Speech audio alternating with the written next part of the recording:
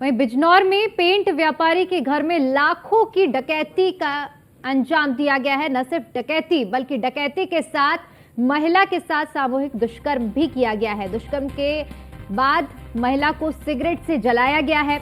घर से 25 तोला सोना और करीब 2 किलो चांदी लेकर ये डकैत फरार हुए हैं। वहीं आपको बता दें कि पड़ोसी की छत से होकर ये डकैत घर में दाखिल हुए और उसके बाद इस वारदात को अंजाम दिया गया है। तो बिजनौर में से ये दिल दहला देने वाली घटना सामने आई है, जहां पर न सिर्फ डकैती की गई बल्कि सामूहिक दुष्कर्म और बर्बरता भी सामने आई है। पीड़ित महिला के पति ने थानाध्यक्ष को इस पूरी घटना की सूचना दी है। वहीं एसपी ने जांच के लिए 3 टीमों को गठित किया है। लापरवाही बरतने वाले थाना अध्यक्ष विकास कुमार को लाइन हाजिर भी किया गया है। डकैती और रेप की वारदात ने पश्चिमी उत्तर प्रदेश को पूरी तरह से झकझोर कर रख दिया है। लूट के साथ दुष्कर्म की वारदातें प्रदेश में कई सालों पहले हुआ करती थी। लूट और रेप के साथ साथ महिला के साथ दरिंदगी की गई, जो कि बेहद शर्मनाक है। महिला के शरीर को सिगरेट से जलाया गया है। करीब 1 साल पहले भी इसी पेंट व्यापारी के घर में चोरी की वारदात को अंजाम दिया गया था। वहीं पुलिस ने इस पूरे मामले में तब कोई भी कार्रवाई नहीं की थी। एसपी नीरज ने इसी मामले में थानेदार को सस्पेंड कर दिया है। इस सनसनीखेज वारदात को अंजाम देने वाले बदमाशों का अभी तक कोई भी सुराग नहीं लग पाया है। बदमाश छत के रास्ते से पेंट व्यापारी के घर में दाखिल हुए थे। वहीं पुलिस पूरे घटना के हर एक पहलू को जोड़कर जांच कर रही है। पुलिस को आशंका है कि इस घटना में पेंट व्यापारी के कुछ करीबी लोग भी शामिल हो सकते हैं। फिलहाल बिजनौर में हुई इस घटना के बाद पूरे इलाके में दहशत का माहौल देखने को मिल रहा है। बिजनौर जिले में बदमाशों ने कारोबारी के घर में जिस तरह से लूट और सामूहिक दुष्कर्म को अंजाम दिया है, उसके बाद से सभी लोग हैरत में हैं। बदमाशों ने कारोबारी की पत्नी के सामने बैठकर पहले तो सिगरेट पी और उसके बाद जलती सिगरेट से उसके हाथ को दाग दिया गया है। इसके बाद महिला के साथ सामूहिक दुष्कर्म किया गया है और आखिर में जाते जाते लाखों रुपए के जेवर और अन्य सामान लूटकर फरार हो गए।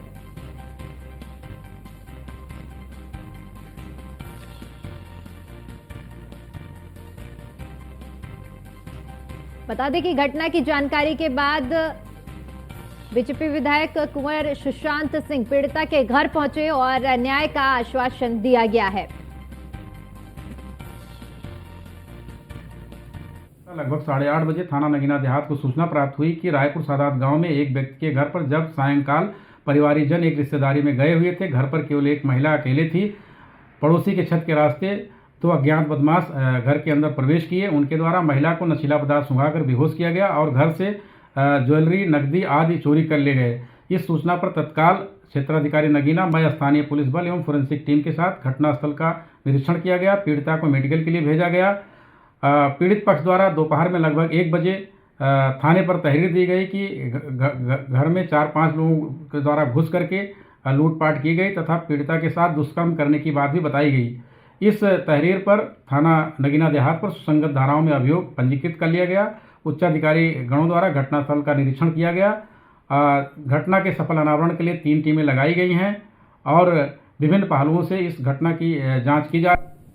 ये घटना की है, उनको तो फांसी दे देनी चाहिए या फिर उनका एनकाउंटर। और जो यहाँ पे हमारे जी ये अधिकारी जी बैठे हैं यादव जी, ये कुछ ना कुछ जरूर करेंगे। बहुत सख्त किस्म है ये, मैंने ये सुना है जी। और ये बाकी पुलिस वाले क्या कर रहे हैं ये तो पता नहीं। और नगीने में जो घटना हुई है इसमें किसी न किसी का हाथ तो जरूर होगा। अपने आप तो ये घटनाएं हो नहीं सकती। जो हमारे अधिकारी या पुलिस वाले जो भी बैठे हैं, क्या ऐसा नहीं है कि घर में मतलब कोई आया है गया है, किसी को पता ही नहीं। पुलिस कर क्या रही है बैठी भी, जो ऐसा हादसा हुआ है। उन अपराधियों को कड़ी से कड़ी सजा दी जाए और जादौन साहब जो हमारे बिजनौर के एसपी हैं, ईमानदार एसपी हैं, उन जिन्होंने ये कार्य करा है उनका एनकाउंटर करके इसका केस को जल्दी से जल्दी निपटाए। इस पर मेरा ये कहना है कि इन आरोपियों को कड़ी से कड़ी सजा दी जाए, बल्कि इन्हें फांसी दे दी जाए जी, कि जिससे आने वाली पीढ़ी को भी सबक मिल सके और इसमें लंबा टाइम ना लेते हुए कम से कम समय में इस पर निर्णय किया जाए। जिन्होंने ये घटना को वो कराया है तो उनको फांसी की सजा दी जानी चाहिए, एनकाउंटर होना चाहिए। ऐसे दरिंदों के लिए सिवाय फांसी है, फांसी के अलावा कुछ और नहीं कर सकता। कानून अपना काम करे और जब बहन बेटियां सुरक्षित नहीं है प्रदेश में, देश में, तो ऐसी सरकार पर क्या उम्मीद मतलब करी जाए। जो इनके इंस्पेक्टर और सब इंस्पेक्टर बैठे हुए हैं वो नाकारा और बेकार हैं। मैं कम से कम नगीने के इंस्पेक्टर के लिए मांग करना चाहूंगा शासन से, इस तरह के अधिकारी को बर्खास्त करना चाहिए। इतनी बड़ी डकैती हुई, सिगरेट से जलाया गया, इतने लोग थे, डकैती हुई और पुलिस हाथ पे हाथ रख के सो रही है।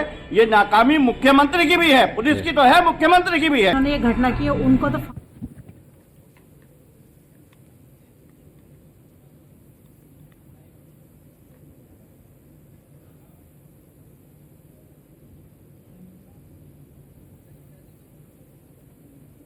वहीं इसी खबर पर ज्यादा जानकारी के साथ हमारे संवाददाता फैजल हमारे साथ जुड़े हुए हैं। फैजल, देखिए जिस तरह से बिजनौर से ये घटना सामने आई है, डकैती और डकैती के बाद जो बर्बरता महिला के साथ की गई है, अपने आप में हैवानियत की सारी हदें पार कर चुके हैं अब लोग।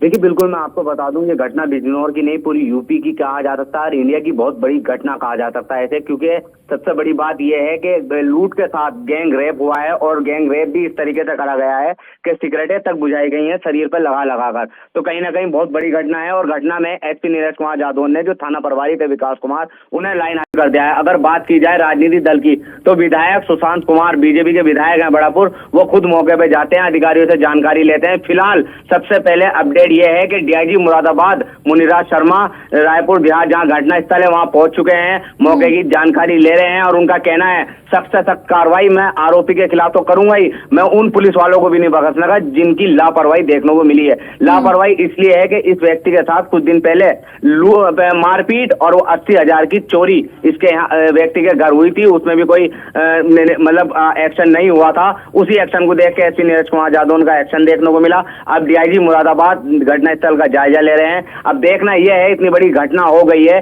कितने समय में आरोपी गिरफ्त में होंगे। बिल्कुल फैजल, अपने आप में ही ये एक बहुत बड़ी घटना है। जिस तरह से बताया जा रहा है कि पुलिस पूरी तरह से अब एक्शन भी लिया जा रहा है। मैं पीड़ित पक्ष के बारे में बात करना चाहूंगी। फिलहाल महिला की क्या कुछ स्थिति बनी है, क्योंकि इस तरह की हैवानियत हुई है। देखिए अगर बात की जाए महिला की तो लगातार महिला का ट्रीटमेंट मतलब उसका इलाज चल रहा है अस्पताल में, जो पुलिस ने उसको मेडिकल के लिए जिला अस्पताल भेज दिया था।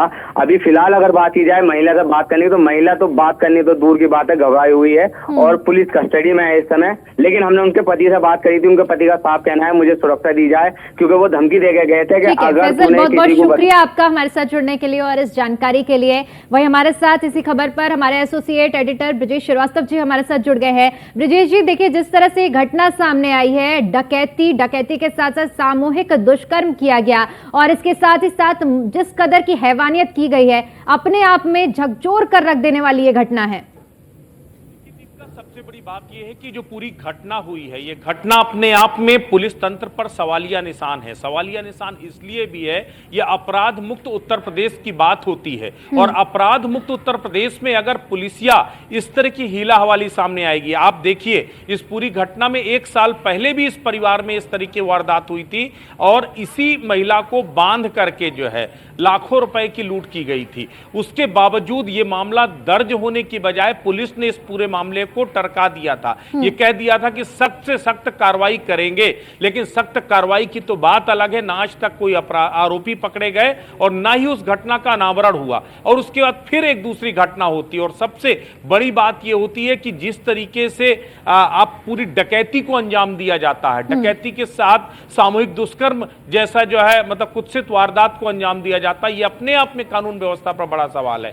एक एसओ को केवल सस्पेंड कर देने से इस पूरे मामले का जो है पटाक्षेप नहीं हो जाता, बल्कि यहां पर जो पुलिस या साख पर दांव लगा बट्टा लगा है वो अपने आप में बेहद अहम है। और मुझे लगता है डीआईजी मुनिराज की जो छवि है वो अच्छे तेज तर्रार पुलिस अधिकारी के तौर पर है, लेकिन ये यहां पर पूरे पुलिस महकमे की साख पर डेंट लगा है।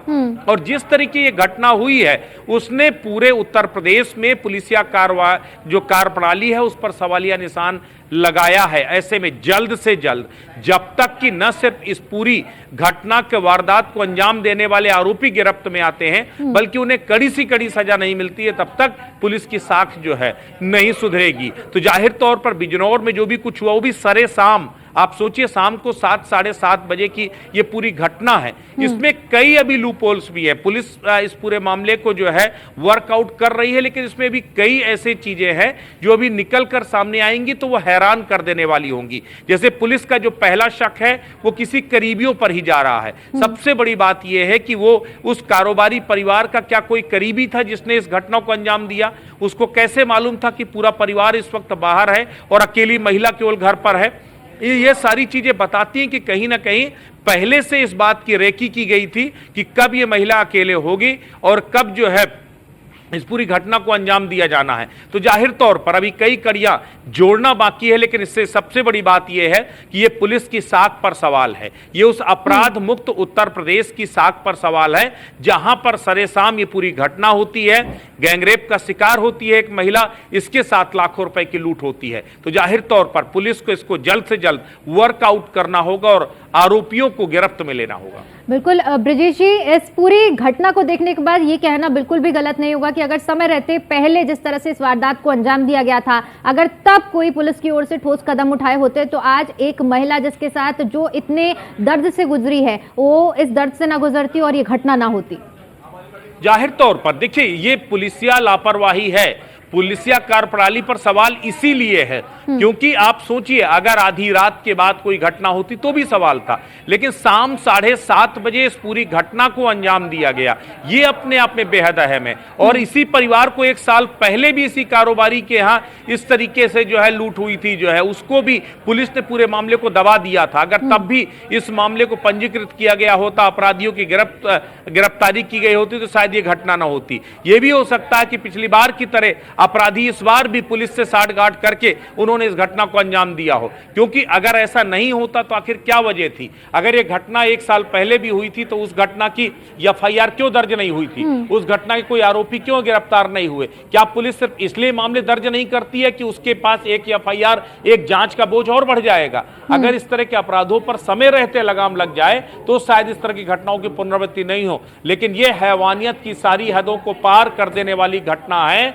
और ऐसे में ये पुलिस की साख और सरकार की साख, दोनों की साख दांव पर लगी है। बिल्कुल, देखिए जिस तरह से अब फिलहाल पुलिस की साख, और ब्रिजेश जी मानती हूँ कि ये पूरा मामला पुलिस की लापरवाही की वजह से भी सामने आ रहा है। सीएम का जिस तरह से विजन रहा है, खासतौर पर उनका फोकस रहता है कि महिलाओं को पूरी सुरक्षा व्यवस्था दी जाए। मैं लौटूंगी आपके पास, लेकिन इससे पहले एक बड़ी जानकारी दर्शकों के साथ साझा कर दे कि इस वक्त डीआईजी घटना स्थल पर पहुंच चुके हैं जहां पर ये घटना हुई है और एक सख्त रुख अपनाते हुए पूरे हर कड़ी को जांचा जा रहा है, परखा जा रहा है। उनकी ओर से बयान भी दिया गया है कि इस घटना में शामिल किसी भी शख्स को बख्शा नहीं जाएगा। ब्रिजेश जी, एक बार फिर से मैं आपका रुख करना चाहूंगी। देखिए जिस तरह से अब इस पूरे मामले में डीआईजी भी अब आ चुके हैं घटनास्थल पर, हम देख पा रहे हैं कि तस्वीरें, और उनकी ओर से बयान दिया गया है कि कोई भी बख्शा नहीं जाएगा। फिर से वही सवाल रहेगा कि अगर समय रहते सुरक्षित माहौल अगर महिलाओं को, बेटियों को प्रदेश में दिया जाएगा तो इस तरह की घटनाएं नहीं होंगी। देखिए दीपिका, अब आप कितना भी कहिए कि अपराधियों को बख्शा नहीं जाएगा, लेकिन कहीं ना कहीं अपराधियों को आपने दोबारा अपराध करने का मौका दिया और पुलिस महकमे की लापरवाही की वजह से ही पूरी घटना हुई है। अगर इससे पहले अपराधियों के खिलाफ, आरोपियों के खिलाफ संगीन कार्रवाई की गई होती तो शायद इस तरह की घटनाएं नहीं होती। तो ऐसे में अब जाहिर तौर पर, चूंकि अब तो अधिकारी मौके पर जाएंगे ही, अधिकारियों को मौके पर पहुंचना भी चाहिए, लेकिन अब देखना यह दिलचस्प होगा कि आखिर कार्रवाई कितनी संगीन होती है। क्योंकि आपने एसओ को तो सस्पेंड कर दिया, लेकिन क्या एसओ को सस्पेंड कर देने बस से जो है इस गलती का परिमार्जन हो जाएगा?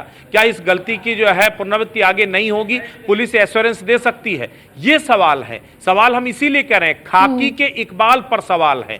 आप कहते हैं कि अपराधी थर थर कांपते हैं। अगर अपराधी थर थर कांपते तो ये कौन से अपराधी हैं जो सरेसाम घर में घुसते हैं, बेखौफ होकर एक महिला की अस्मत लूटते हैं, उसके बाद वहां पर लाखों रुपए की डकैती और लूट को अंजाम देते हैं और उसके बाद सुरक्षित तरीके से फरार हो जाते हैं? तो आखिर ये कौन सा इकबाल है? अगर यही इकबाल है तो फिर जो है सोचने वाली बात होगी कि आरोपी खौफजदा है या खाकी खौफजदा है। सवाल यही है। इसीलिए हम कह रहे हैं कि खाकी को अगर अपना इकबाल कायम रखना है तो उसे आरोपियों के खिलाफ सख्त से सख्त और जल्द से जल्द कार्रवाई करनी होगी। बहुत बहुत शुक्रिया ब्रिजेश जी आपका हमारे साथ जुड़ने के लिए और इस जानकारी के लिए।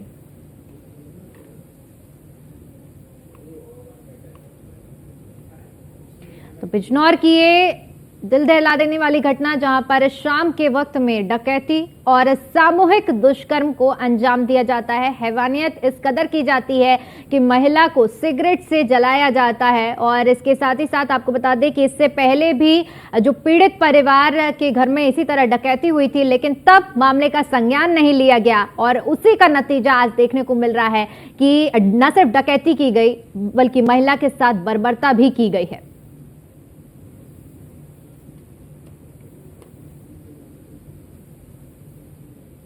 परसों रात में एक घटना का सूचना मिली थी और पुलिस के लिए तो कल सुबह ही मिली थी।